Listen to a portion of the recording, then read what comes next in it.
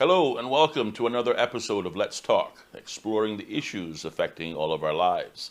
I'm your host, Austin Harris. On today's episode, we take a closer look at the not-so-new issue of unlicensed beach vendors and the threats they pose to legitimate Caymanian business. And with cruise visitors returning and tourism stipends ending, will the government finally bring the solution to this long-standing issue? With us in studios to better understand the plight faced by beach vendors, it is our pleasure to welcome local businessman David Lyons. David, I want to thank you for being our guest here on Let's Talk, and welcome. Thank you. I appreciate the opportunity. Pleasure indeed. Well, maybe we can begin by asking you to tell us a little bit about yourself and in particular your water sports company which operates on the public beach. I was born at the Georgetown Hospital in 1976 to parents Brendan Lyons and Phyllis Miller. Being that they were teenagers when I was born, my grandfather and grandmother, A.J. Miller and Mary Alice Miller, raised me in Bordentown. So I played soccer for a few of the Bordentown clubs, and then I went on to play for the national team under Winston Chung when he was in charge. After leaving high school, I entered the hospitality industry where I worked at Moritz Tortuga. I worked at the Treasure Island Resort. I worked my way from a bellman to front desk. So I've been on my entrepreneurship from a young age. I started doing pest control. At that time, it was known as extermination. My grandfather made sure that I would have, as he would call it, something to fall back on, a trade to fall back on. And from there, I moved on to having a mobile car wash along with a private car rental after Ivan. And then it wasn't prosperous, so I moved on to heavy equipment. And with that heavy equipment company, we were moving the scrap metal out of the island for the government. For the last 7 years, I've been operating the water sports company on the 7 Mile public beach. I am also the father of 6 kids, 2 of whom now are in university, and the others are still in school. All right. Well, I think it's safe to say that you are a bit of an entrepreneur and were bitten by the entrepreneurial spirit from very early. Very early. Indeed. If we could focus on, obviously, what you're doing now as a beach vendor in the water sports realm. There has been a lot of controversy swirling around this issue recently, but as we mentioned earlier on, it's not a new issue. Some say beach vendors shouldn't be there at all. Others say, fine, let them be there, but let them only operate when cruise ships are in town. What are your thoughts on that issue? And if you could also maybe walk us through, summarize the issue as it stands today. Well, I started in 2015. I was given a wave runner by my dad, and that's where I started from. Today I have 15 wave runners. I have 2 banana boats, inflatable couch rides. I have flying banana boats and other flying rides. We've got the jet boots, we've got a jet bicycle, we do snorkel excursions, we rent snorkel gear, we rent life vests to tourists that come to the beach and don't have any. I employ 3 Caymanians on the beach and in the background doing maintenance and engine and fiberglass wise. I have 2 people in the background that do those stuff for us also. In regards to being there on cruise ship days, it's very difficult because, first of all, you may have 3 days of the week that we got cruise ships, but one of those days I'll say we have Celebrity Equinox as an example. It's all elderly people. They're not doing water sports. They will rent chairs, they will rent umbrellas, they'll buy some jerk chicken, but you're not going to have 70-year-olds riding a wave runner or doing anything of the sort. The days that ships are not normally in are weekends. Those days are the days that we cater to the locals. Not every local can go to the bigger companies and put down a $500 credit card deposit and pay $100 for 30 minutes. Most locals prefer to pay a fraction of the price, and worst case scenario, sign a waiver that in case they damage the units, they would take responsibility in fixing them. Now, it seems that you are an established business. I presume you're a licensed water sports company. But the problem that we've been hearing a lot about seems to stem, and correct me if I'm wrong, from the number of other unlicensed vendors that are also occupying the same space. Would that be the right assumption? The unlicensed vendors is a big problem. The issue is, and I've learned recently, a lot of people are now applying for the license to operate on 7 Mile Beach. But there's a difference.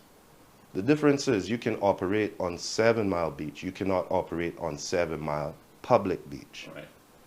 7 Mile Beach operations is going to a condo and picking up someone that you pre-booked or someone that a concierge has recommended to you.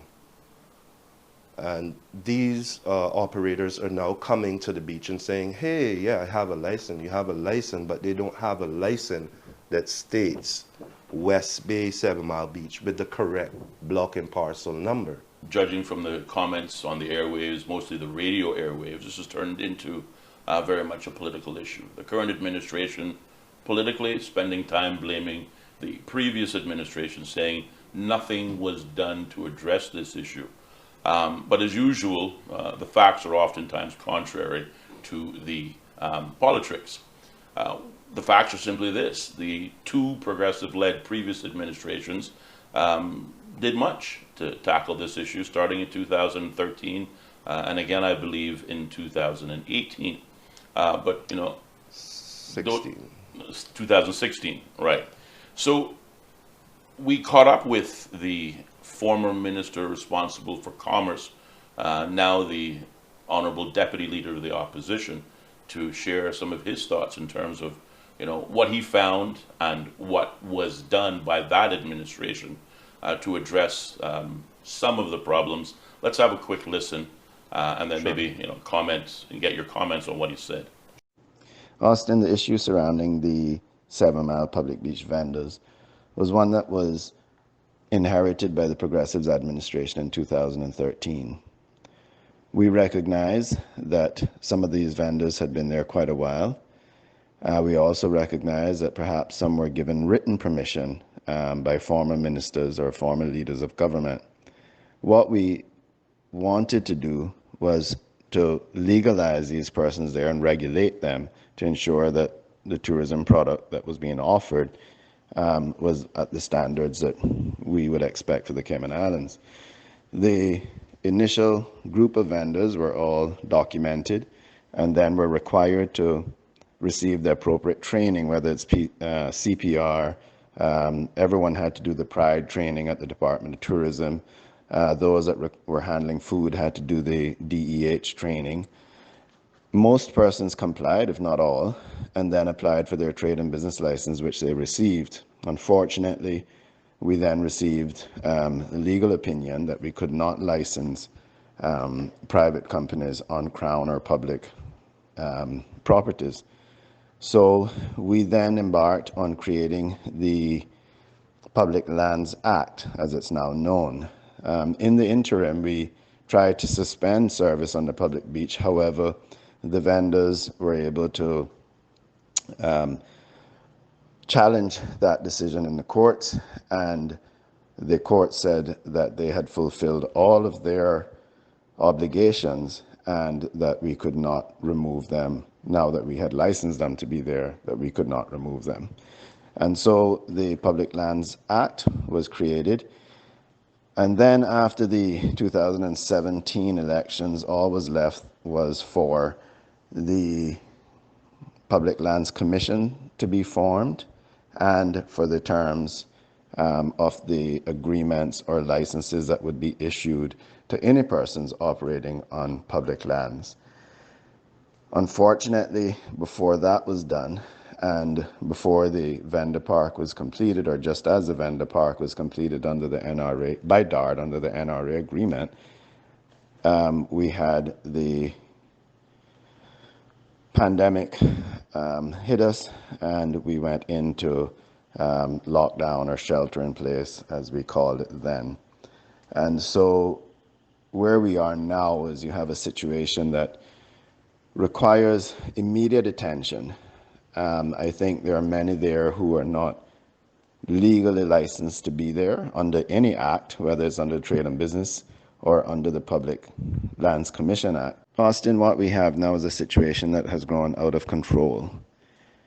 And what is required is for the government to act and to follow through on the Public Lands Commission's recommendations on the issuing of licenses and the criteria attached thereto. Unfortunately, with the recent announcement that cruise numbers will halve in the next year because we do not have piers, the situation is going to get even worse at the public beach. And so it is critical that the government acts now in resolving the situation. Now, David, I think there was a number of interesting remarks shared there by the Deputy Leader of the Opposition that I just want to sort of zero in on. The first thing that I picked up on was that all beach vendors under the previous administration were required to participate in the Pride training. Because on the one hand, yes, you're a water sports or beach vending operation, but on the other hand, you are very much an ambassador to the Cayman Islands tourism product. My question is, did you and your staff participate in that Pride program? And is it something that you think all beach vendors should be required to take as part of their license? Austin, my honest opinion is that anyone dealing with tourism should have to do the Pride course. When they insisted that we do the course, at first I was a bit reluctant. But after doing the course, I was very happy. There were a lot of points about the Cayman Islands. I've been raised, grew up here all my life, that I didn't know. And that was very good. That was very good. We did all the courses that were required, and I took it a step further. I had my team do a first aid course with the hospital and paid for it out of pocket. So yes, I agree with the Pride course and all the steps that we were requested to do.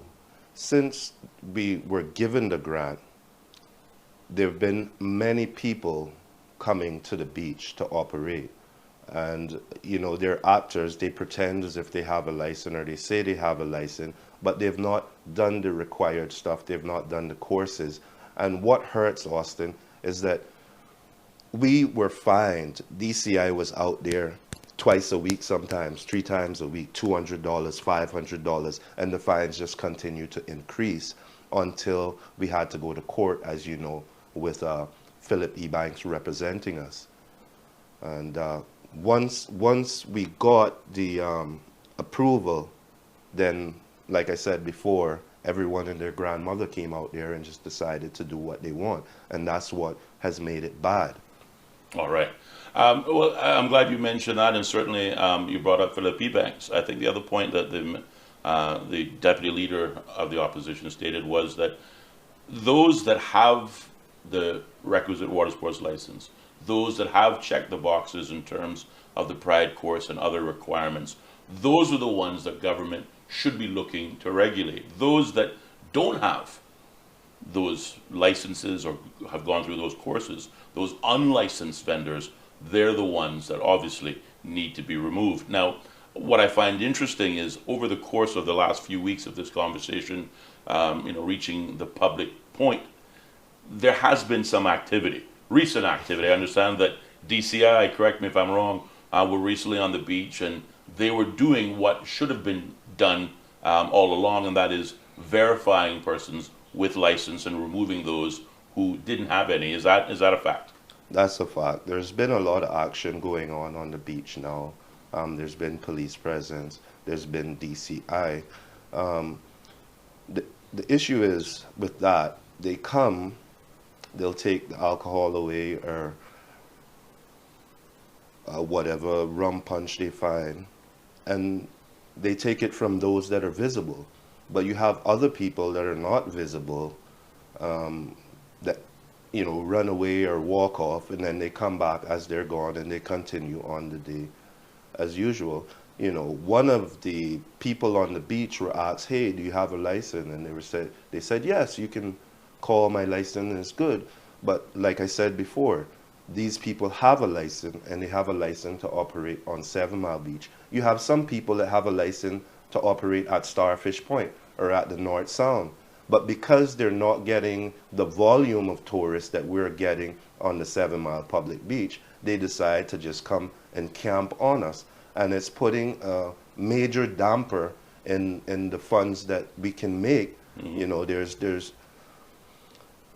right now, out of the original crew, there's only 2 people there that has had the original water sports license. Those people were myself, Raul Gonzalez, and Andre Woodman. Someone's operating for Andre Woodman. Raul has taken a break, but he should soon be back. And he will do water sports, but I don't think he will do any machinery. Right. As far as I know, he's going to do the bouncing stuff for the kids. Oh, yes, the trampoline that sits in the water. Trampolines, and water park is the correct Okay, gotcha. term. Fair enough. The water park. And, it's just been out of control. Everyone has got wave runners during COVID and just before at a cheap price.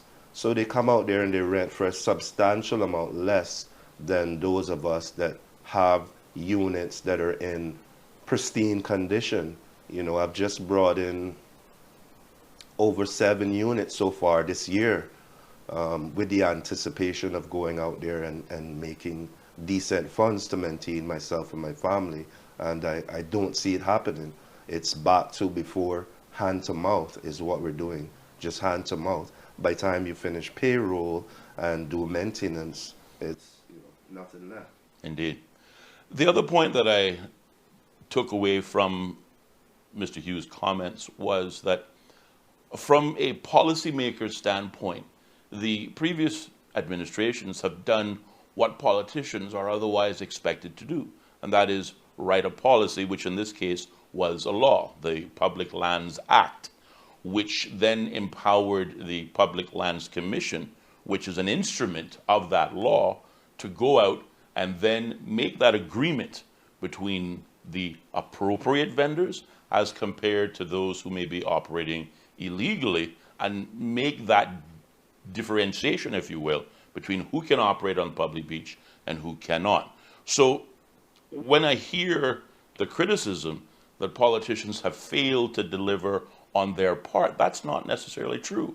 A law has been written, a policy has been devised, but where they've fallen short is the finding that agreement between the vendors and, of course, the regulating body, which in this case is the Public Lands Commission. Can you say whether or not, whilst we heard the DCI, and I think you mentioned a police officer recently came to the public beach, that's not happening consistently, so that needs to improve. But can you say whether or not there's been any forward movement from the Public Lands Commission to meet with vendors to find that middle ground so that this issue can finally be resolved? I would love to meet with them, and I'm sure a lot of the other vendors that should be there would love to meet with them, that we can go over the issues. For example, the kiosks, that's an issue. It's a 2x2. Yeah. It's not bigger than an outhouse that my great-grandmother would have had in the backyard. So I cannot operate my water sports company 200 yards from the beach. I need to see exactly what's happening. You know, someone might turn over on a wave runner or fall off. A lot of people like to do these activities, and some of them can't even swim. Hence the reason we give them a life vest, and you have someone on the beach watching them. You know, unlike a lot of the other operators, I purchased a machine, and that machine is just for rescue or to go out and assist anyone that is in distress. I just want to pick your brain here. It seems to me that the kiosks aren't a one-size-fits-all solution. You pointed out that you can't run your water sports operation from a kiosk because you need to be on the beach to manage your wave runners, to manage your banana boats. But perhaps those persons selling crafts, t-shirts, maybe even some of those persons selling alcohol, those who should be operating with a license, those are the persons that could be operating from those kiosks. Would you agree? I would agree. What I disagree with is the sale of the alcohol apparently is not legal on Crown land. Okay, yes. So there would have to be some amendments done. Like I've said before, with us losing Tiki Beach, with us losing Calico Jacks, there's no alcohol. Even yesterday when I was at work, a lady was like, "Can I get a daiquiri? Where can I get a daiquiri?" And I'm like, "No, ma'am. You know, you probably find a rum punch or a beer up there, but there's no daiquiris or margaritas or anything of the sort that your high-end clients would want or prefer." All right. Well, certainly I was thinking that perhaps there might be an opportunity for some of those, because I know we have mobile bartending services in Cayman. They operate with a license, and perhaps there may be, you know, a middle ground on which that can operate, but certainly that highlights one of the issues that needs to be addressed. From a vendor's perspective, and you've been there for 7 years, what, in your opinion, could be some of the solutions to this existing controversy? Well, on my side with the water sports, I've been crying. I've made the suggestions many times that we should have a lifeguard stand, if it's only one, in the middle of the beach. We need to ensure that the swim area is outlined, that there are no wave runners, boats, or any other type of mechanical unit can go in the swim area and hit anyone. And that's one of my most, my worst fear is for someone to get hurt or damaged, because then, you know, here comes the government again. We don't want you guys there. And this is not what I want. This is my joy. This is my passion. I love meeting people. It, you know, makes me feel complete when my customers, clients leave and they're happy, they're thankful. They want my Instagram, they want my Facebook, you know, they want a number to get in touch with me, my email. And I meet a lot of travel agents, and they all take my information. They love what I'm doing. They come back, they send me groups. I have a lot of return customers. Most tourists that I meet, well, sorry, all tourists that I meet that come off the cruise ship, I encourage them to take a flight and come back. You know, my first thing is, hey guys, it's only an hour from Florida. You can come back down. Condos and the hotels are reasonably priced, and come spend a week with us. You'll get to learn a lot more about the heritage of the Cayman Islands. I always encourage them to come during the slow season instead of the high season, because it's going to cost them a substantial amount more. The other point that I think you made, because I think there's also going to be the question of who should be licensed to operate on the public beach. Earlier on, you mentioned that there are many companies that are licensed to operate on the 7 Mile beach, but not exclusively public beach. Do you have any thoughts in terms of how the government could decide who should operate on public beach and who should not? Well, first of all, we have to decide who is native, not who is Caymanian, because we have a lot of paper Caymanians. You know, and I mean, if someone's here for 20, 30 years, don't get me wrong, you're just as Caymanian as me, I feel, you know, because at the end of the day, those people start to have the best of Cayman interest at heart. Yes. Right? But you have a lot of people that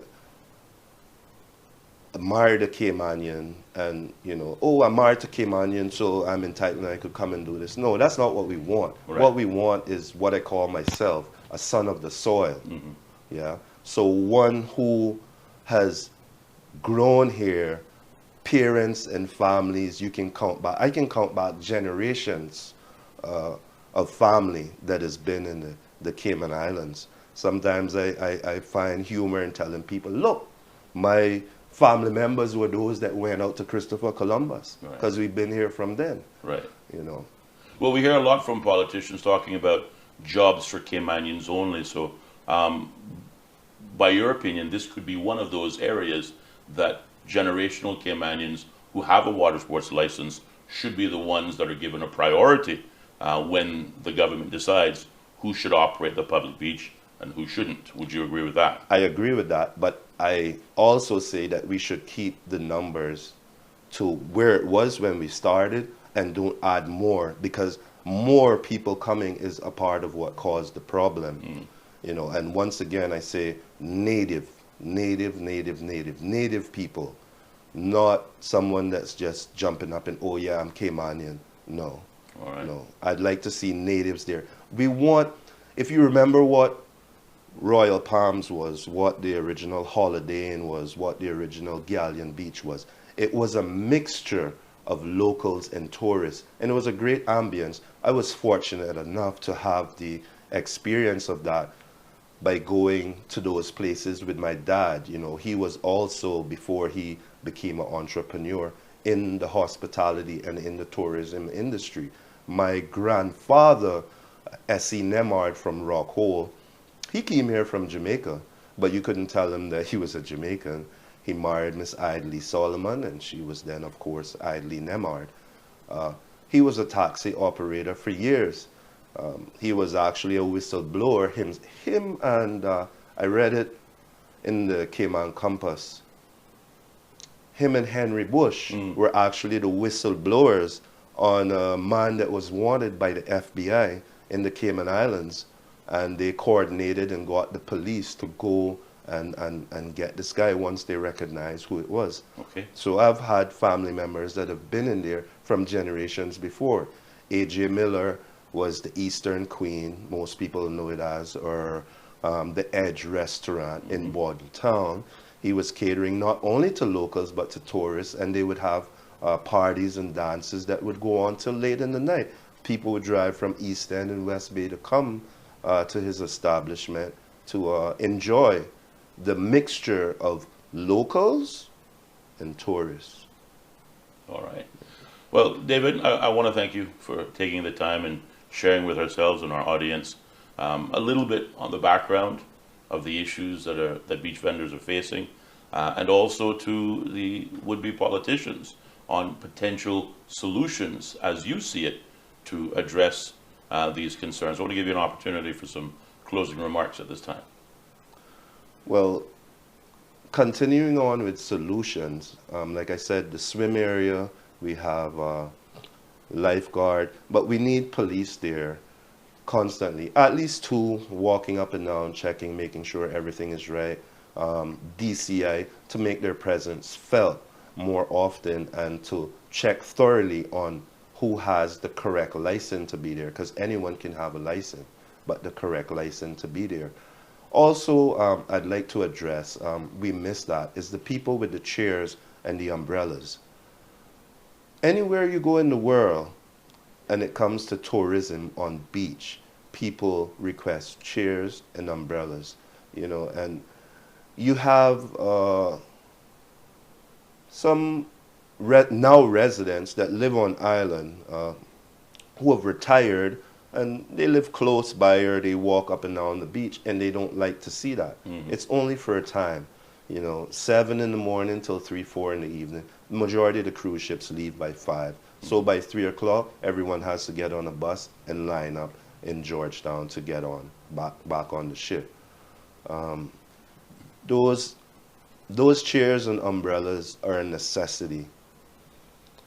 If you look at Bali or Aruba or any of the other Caribbean islands, because apparently we're saying we got to give a 5-star or a 7-star accommodation to the tourists.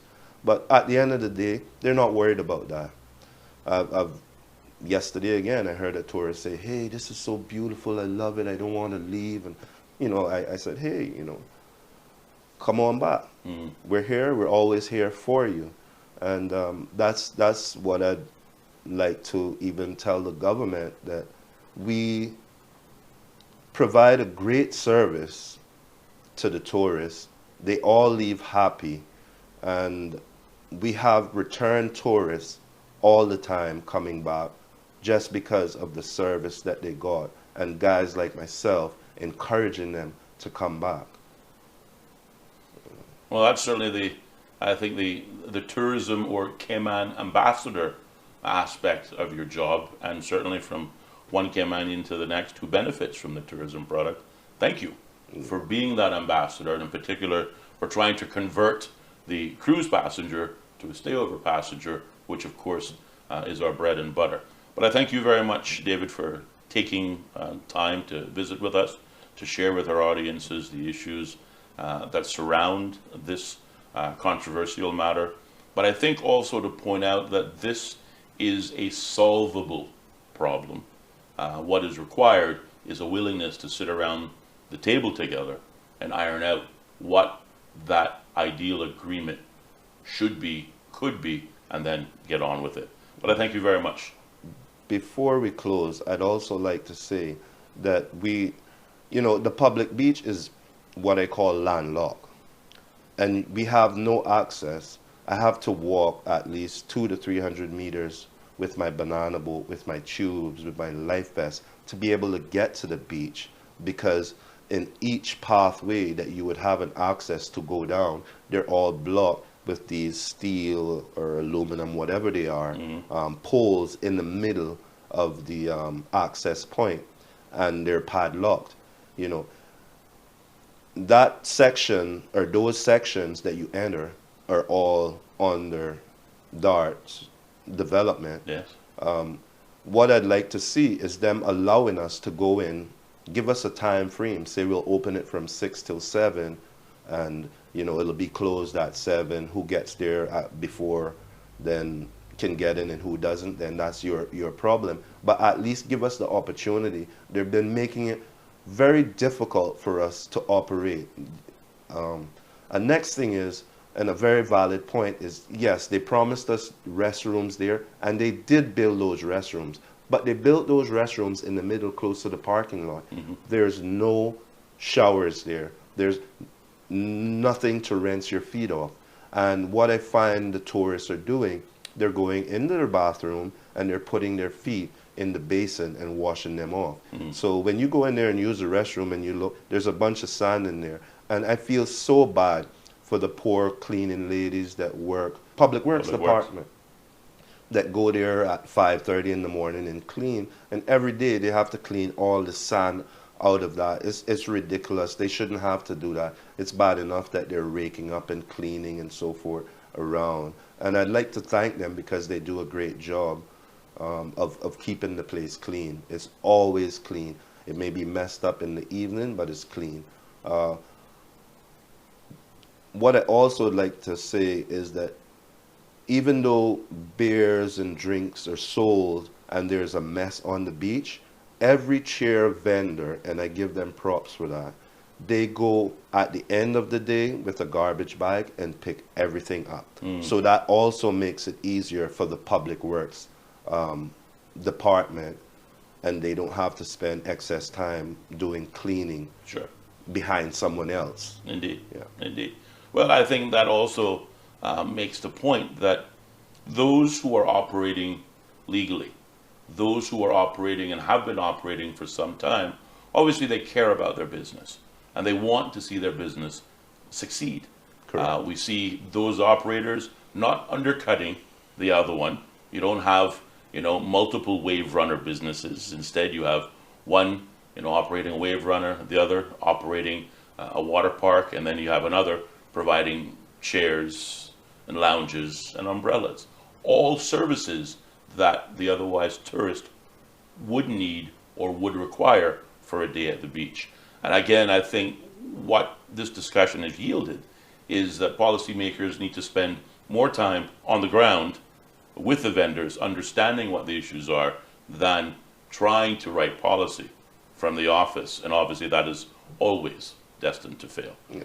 But David, thank you very much for being our guest here today on Let's Talk.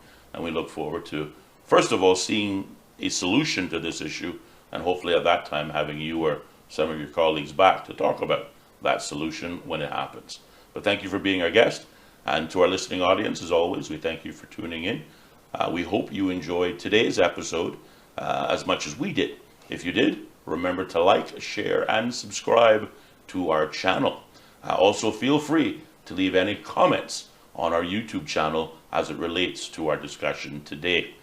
Please tune in every Sunday at 2 p.m. for another episode of Let's Talk, exploring the issues impacting all of our lives. I'm your host, Austin Harris. Until next time.